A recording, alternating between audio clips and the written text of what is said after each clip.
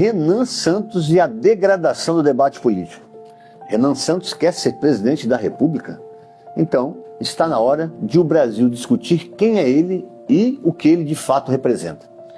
Porque uma candidatura presidencial não é apenas sobre uma pessoa, é sobre uma visão de país, é sobre valores, é sobre o tipo de liderança que se pretende oferecer a mais de 213 milhões de brasileiros.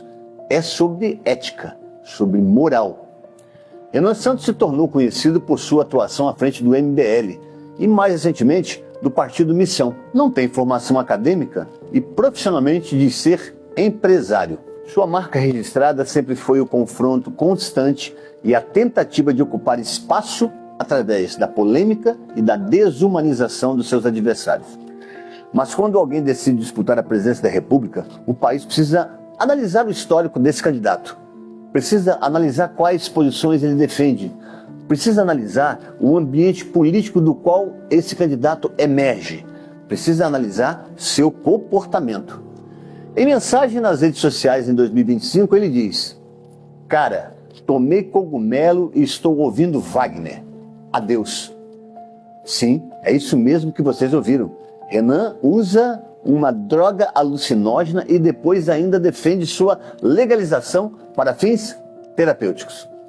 Mais recentemente, esse mesmo personagem gerou enorme reação ao comparar autistas com pessoas meio esquisitas, além de questionar o fato dessas pessoas serem tratadas como pessoas especiais. Tudo isso com extrema ironia e deboche. E o problema não são apenas frases, mas sim o que elas revelam. Uma fala sugere a banalização do consumo de drogas, a outra transmite insensibilidade e falta de empatia em relação às pessoas autistas e suas famílias. Em ambos os casos, o problema central não é apenas a opinião expressa, mas a influência que esse tipo de discurso pode exercer sobre quem o escuta. Isso nos leva a uma reflexão mais ampla sobre a cultura política construída ao redor desse grupo. Durante anos, o MBL cultivou uma imagem de reverência e enfrentamento, mas eles sempre ultrapassaram os limites da crítica política e mergulharam no terreno da agressividade, tratando a política como espetáculo permanente de confrontação. E quando o confronto vira método, a moderação deixa de ser virtude.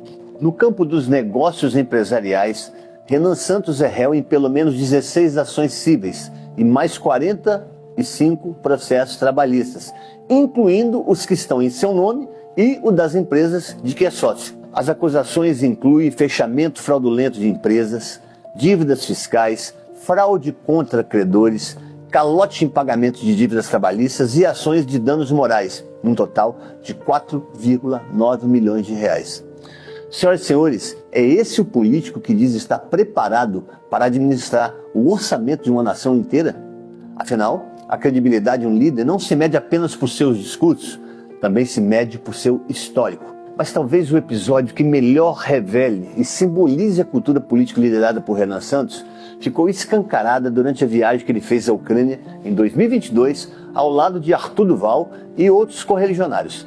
Sob o pretexto de cuidar de questões humanitárias, a passagem desse grupo na Ucrânia ganhou repercussão internacional quando vazou um áudio de Arthur Duval dizendo que as mulheres ucranianas são fáceis porque são pobres.